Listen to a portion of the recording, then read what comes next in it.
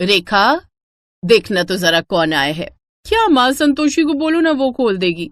अरे संतोषी नहीं आई, तेरे कहने पर तो मैंने निकाल दिया उसे काम से। अब तू ही जाकर देख कौन है। ओफो, देखती हूँ, रुको जरा।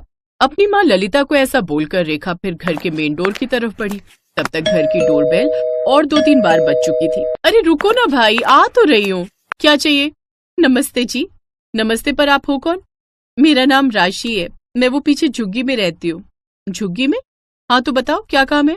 जी वो किसी ने बताया था कि आपको घर के काम के लिए कोई चाहिए। अच्छा, काम वाली हो। माँ, कोई लड़की आई है घर के काम के लिए, तो अंदर बुला लेना। फिर रेखा राशि को लेकर अंदर चली गई। राशि बड़ी हैरानी से उस बड़े से घर को देख रही थी। माँ, ये है वो लड़की। अब क्या नाम बताया था तूने अपना? जी राशि। तू तो बड़ी सुंदर है, तुझे तो कहीं भी नौकरी मिल जाती, तो फिर ये नौकरानी का काम क्यों करती है? जी सुंदरता से क्या होता है, अच्छी नौकरी के लिए पढ़ाई लिखाई भी तो जरूरी होती है ना। हाँ, ये बात भी ठीक कही तूने। वैसे कहाँ तक पढ़ी हो तुम? जी वो 5वीं पूरी ना कर पाई थी गांव में, फिर पापा के साथ यहाँ आना पड़ गया तो बस। फिर यहाँ तो जी आपको पता ही है, शहर के स्कूल कितने महंगे होते हैं, तो पापा पढ़ा नहीं पाए आगे। अच्छा ये बता, पहले कहीं काम किया है या हमें ही रिस्क लेना पड़ेगा? नहीं जी, काम तो कहीं नहीं किया, पर मैं अपना घर बड़े अच्छे से संभालती हूँ, वैसे इस घर का भी ख्याल रख लूंगी। ठीक है, फिर कल से काम पर आ जाना। अरे रुक जा रेखा, अभी मैं बैठी हूँ ना यहाँ। राशि, फोन तो है ना तेरे पास? हाँ जी, ये छोटा फोन है मेरे पास। अरे तो घंटी तो बजती होगी ना इस पर, बात हो जाएगी। हाँ जी, बात तो आराम से हो जाएगी। तो ठीक है, अपना नंबर रेखा को लिखवा जा, अगर सही लगेगा तो तुझे शाम तक फोन कर देंगे। और सुन, सुबह 9 बजे आना पड़ेगा। हर रोज झाड़ू पोछा बर्तन और फिर दोपहर का खाना बनाना होगा। पगार मिलेगी 5,000 रुपए। ठीक है? जी ठीक है, मैं आ जाऊंगी, मतलब आपके फोन का इंतजार करूंगी। इसके बाद राशि ने रेखा और ललिता को हाथ जोड़कर नमस्ते किया और फिर वहां से चली गई। उसके जाने के बाद रेखा और ललिता आपस में बात करने लगे। क्या माँ, सही तो है, देखने में भी ठीक ही है, और कह तो रही है कि सारा काम कर लेगी। अरे वो सब तो ठीक है, पर इतनी सुंदर लड़की नौकरानी का काम क्यों करेगी, मेरी समझ में ये नहीं आ रहा। क्या माँ, आपको उससे क्या करना है? और दूसरी बात, यहाँ पढ़े लिखों को तो आजकल नौकरी मिल नहीं रही, तो भला इस चौथी पास को कौन देगा नौकरी? और माँ, इसे ना अब हाँ कर दो। संतोषी को गए 1 हफ्ता हो गया। मैं तो थक गई घर के काम कर करके, इतना काम तो मैं अपने ससुराल में भी नहीं करती थी। अरे पगली, ये पोछा लगाना झाड़ू लगाना प्रेग्नेंट औरत के लिए सही रहता है, समझी? बस ऐसे ही बोल बोल कर आप सारा काम करवा लेती हो मुझसे, पर अब और नहीं करूंगी मैं। वैसे भी मैं यहाँ आराम करने आई हूँ, ना कि घर के काम निपटाने। अच्छा बाबा, ठीक है, चल फोन लगा उसे। रेखा की जिद के आगे ललिता की नहीं चली और उन्होंने राशि को काम पर रख लिया। दरअसल रेखा गर्भवती थी, उसका पति विदेश में नौकरी करता था, इसलिए वो प्रेग्नेंट होने के बाद अपनी माँ के पास ही रहने के लिए आ गई थी। फिर अगली सुबह,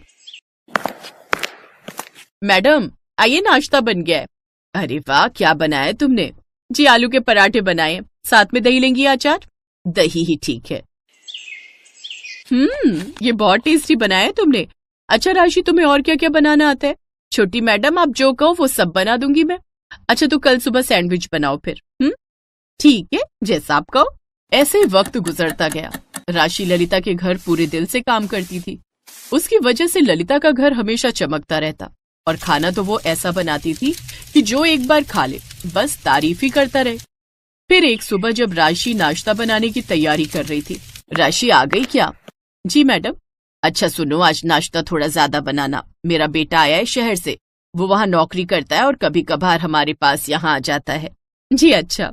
राशि ने उस दिन सबके लिए पाव भाजी बनाई और फिर, मैडम, छोटी मैडम आ जाइए, नाश्ता लग गया है। ललिता मोहन को लेकर खाने की टेबल पर आ गई। और भाई मोहित, कैसा है? ठीक हूँ दीदी, आप बताओ कैसे हो? देख तो रहा ही है, अब बस दुआ करती हूँ कि जल्दी से मेरा लल्ला या लल्ली जो भी हो मेरी गोद में आ जाए, अब और सब्र नहीं होता। हाँ दीदी, हम सब भी तो यही चाहते हैं। तू इससे मिला? ये हमारी नई मेड है राशि। अरे बड़ी अच्छी लड़की है, सारा काम करती है, खाना भी बहुत अच्छा बनाती है और मेरी बहुत देखभाल भी करती है। 3-4 दिनों तक अपनी माँ के पास रहने के बाद मोहित वापस शहर जाने लगा। ठीक है माँ, मैं चलता हूँ। और सुनो, जैसे ही कुछ आसार लगे आप मुझे फोन कर देना, मैं झट से आ जाऊंगा गाड़ी लेकर। दीदी को अच्छे हॉस्पिटल में ले जाएंगे, ठीक है? मोहित अपनी माँ और दीदी से विदा लेकर चला गया।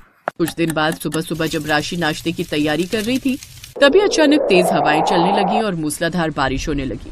तभी उनके घर के सामने ही एक बड़ा सा पेड़ आ गिरा। ये देखकर ललिता और रेखा घबरा गई और फिर वो हुआ जिसका डर था। रेखा को लेबर पेन शुरू हो गया। माँ, मुझे अस्पताल ले चलो प्लीज, बहुत दर्द हो रहा है। हे भगवान, ये क्या हो गया?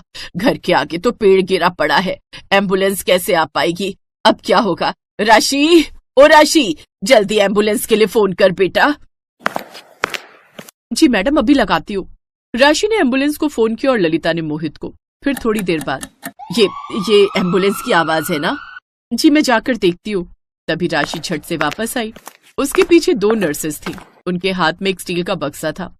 तभी राशि ने उन नर्सेस को देखकर कहा, hurry up, listen, you go and get some hot water and you go and sterilise the whole bed and prepare for the delivery.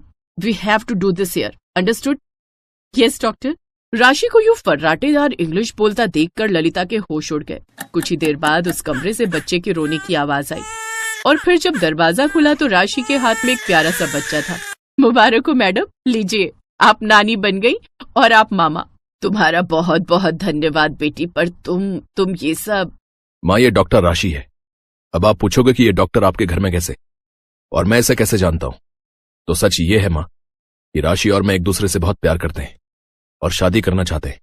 लेकिन जब मैंने इसे बताया कि आपको जॉब करने वाली लड़कियां पसंद नहीं है, तो राशि ने बड़े भरोसे के साथ कहा कि वो आपका दिल जीत कर दिखाएगी और ये साबित करके दिखाएगी कि पढ़ी लिखी लड़कियां भी अच्छे से घर संभाल सकती हैं। और तो और जब इसे पता चला कि दीदी प्रेग्नेंट है, तो उसी ने ये पूरा प्लान बनाया। और चूंकि राशि यहां पहले से थी, तो मुझे दीदी की कोई चिंता भी नहीं थी। अरे पर ये तो धोखा है ना। सॉरी, अगर मेरी इस हरकत से आपको बुरा लगा हो तो मुझे माफ कर दीजिए मैडम। मैडम नहीं, मम्मी। पगली कहीं की, मुझे मनाने के लिए कितनी तकलीफें उठाई तुमने, पर ठीक ही है, इसी बहाने मैंने तुम्हें अच्छे से परख तो लिया। रश्मि की उम्र यही कोई 20-22 साल की होगी। 2 साल पहले बस दुर्घटना में उसके माता पिता का देहांत हो चुका था। उसका इस दुनिया में अपना कहने वाला कोई भी नहीं था। रश्मि को पढ़ने का बहुत शौक था। उसके पिता उसे कलेक्टर बनाना चाहते थे। उन्होंने रश्मि की पढ़ाई में कोई कसर नहीं छोड़ी, मगर उनकी अचानक हुई मौत से जैसे रश्मि के सारे सपने बिखरने लगे। घर में जो कुछ भी जमा पूंजी बची थी, उससे रश्मि ने किसी तरह अपने कॉलेज की पढ़ाई पूरी की। उसके मन में अभी भी कलेक्टर बनने का सपना फल फूल रहा था, मगर पैसे की समस्या मुंह बाए खड़ी थी। पर रश्मि ने भी हार नहीं मानी। अपनी कलेक्टर की पढ़ाई जारी रखने के लिए उसने एक घर में खाना बनाने और बर्तन मांजने की नौकरी कर ली। जब उसके दोस्तों ने कहा, अरे रश्मि, तू पढ़ी लिखी ग्रेजुएट होकर अब बर्तन मांजने और खाना बनाने का काम करेगी? कोई भी काम छोटा या बड़ा नहीं होता, और फिर ये काम मैं अपना जीवन गुजारने के लिए नहीं, बल्कि अपने सपने को पूरा करने के लिए कर रही हूं। फिर रश्मि ने काम शुरू कर दिया। दिन भर वो जी तोड़ मेहनत करती और शाम को घर आकर पढ़ाई करती। जहां वो काम करने जाती थी, वहां से उसका घर करीब 5 मील पर था। तेज चलने पर भी 9 बजे रात से पहले घर नहीं पहुंच पाती थी। रात को लालटेन के सामने थकी हारी पढ़ने बैठती और ना जाने कब सो जाती, उसे पता ही नहीं चलता। उस पर इतना जी तोड़ काम करने के बाद भी उसकी कमाई इतनी नहीं हो पाती थी कि वो तैयारी के लिए सारी किताबें खरीद पाती। कोचिंग करना तो दूर की बात थी। फिर भी रश्मि हिम्मत नहीं हार रही थी। जिस घर में रश्मि काम करती थी, उस घर का बेटा अमित भी यूपीएससी की तैयारी करता था। एक दिन काम करते हुए रश्मि ने अपनी मालकिन से पूछा, माँ जी, क्या अमित भैया भी यूपीएससी की तैयारी कर रहे हैं? हाँ, पर तुझे उससे क्या, तू अपना काम कर। बड़ी आई इंक्वायरी करने वाली कि कौन क्या पढ़ रहा है। मालकिन की बातें सुन रश्मि ने जल्दी जल्दी अपना काम निपटाया और घर जाने को तैयार हुई। तब मालकिन ने कहा, कल जरा जल्दी आना, कुछ मेहमान आने वाले हैं घर पर, उनका खाना बनाना है। तेरे जो एक्स्ट्रा पैसे लगेंगे मैं दे दूंगी। माँ जी, मुझे पैसे नहीं चाहिए। अगर अमित भैया की पुरानी यूपीएससी की किताबें मुझे मिल जाए तो बड़ी मेहरबानी होगी। तभी अमित वहां आ जाता है। रश्मि की आखिरी बात उसके कानों में पड़ जाती है। वो उसका मजाक उड़ाते हुए कहता है, अच्छा, तो तू कलेक्टर बनेगी हैं? अरे औकात में रह अपनी। तुझे पता भी है कि यूपीएससी क्या चीज है? अच्छे अच्छों को नानी याद आ जाती, नानी। तेरे जैसे लोग कलेक्टर बनने लगे तो हो गया देश का उद्धार। अमित की बात पर उसकी मां भी जोर से हंस पड़ी। रश्मि दुखी मन से वहां से निकल पड़ी। इस बात ने उसे थोड़ा दुखी तो किया, मगर उसके हौसले को तोड़ नहीं पाई। चाहे कितना भी मजाक उड़ा ले मेरा, मैं तो अपने सपने को पूरा करके ही दम लूंगी। आज से मैं 10-10 घंटे पढ़ूंगी। अब चैन से उसी दिन सोऊंगी जब मेरा सपना पूरा हो जाए, और अगर मैं इस सपने को पूरा करने के लिए मर भी गई तो वही सही। रश्मि ने ठान तो लिया, मगर किताबों की समस्या अभी भी हल नहीं हुई थी। अगले दिन वो फिर काम पर गई। वहां उसने सारे मेहमानों का खाना बनाया, और जब सब मेहमान खा पी कर चले गए तब वो मालकिन के पास गई और बोली, माँ जी, सारा काम हो गया। आपने कहा था कि आप कुछ एक्स्ट्रा पैसे देंगी। अगर कुछ पैसे मिल जाएं तो मैं उनसे किताब खरीद लूंगी। मालकिन का सारा काम तो हो गया था, इसलिए उसके मन में कुटिलता पनप गई। उसने कहा, अरे तुझे किताबें ही चाहिए ना, तू अमित की किताबें लेती जा और उन्हें पढ़कर वापस कर देना। रश्मि को यही तो चाहिए था। उसने तुरंत हामी भर दी। फिर उसकी मालकिन ने अपने बेटे अमित को बुलाया और कहा, बेटे, इसे अपनी कुछ किताबें दे दे, ये 2-3 दिनों में उसे पढ़कर वापस कर देगी। मां के कहने पर अमित ने अपनी कुछ किताबें लाकर रश्मि को दे दी। इसके बाद तो जैसे ये सिलसिला ही चल पड़ा। मालकिन रश्मि से मनचाहे काम करवाती और बदले में उसे कुछ किताबें पढ़ने को मिल जाया करती थीं। मालकिन को इसमें अपना फायदा नजर आता था। उधर किताबें मिलने से रश्मि में एक नया जोश भर गया। अब वो दुगने उत्साह से अपनी तैयारी करने लगी। अमित की वो किताबें जो अलमारी में रखी धूल खा रही थी, उनके भी भाग्य जाग गए। एक दिन मालकिन ने काम करती हुई रश्मि से पूछा, क्यों रश्मि, तेरी पढ़ाई कैसी चल रही है? अब तो तुझे किताबें भी मिल रही हैं। रश्मि कुछ बोलती इससे पहले ही वहां अमित आ गया और बोला, अरे इसकी पढ़ाई कैसी चल रही होगी? सारा दिन तो ये यहां रहती है, पढ़ाई क्या खाक करेगी? क्यों रश्मि, तुझे पता भी है कि इस परीक्षा में कितने पेपर होते हैं? हाँ भैया, मुझे पता है कि इसमें कितने पेपर होते हैं। मेरी तैयारी दोनों पेपरों के लिए पूरी है। अच्छा, तुम मेरे एक सवाल का जवाब दो कि खजुराहो के मंदिर का निर्माण किसके शासनकाल में हुआ था?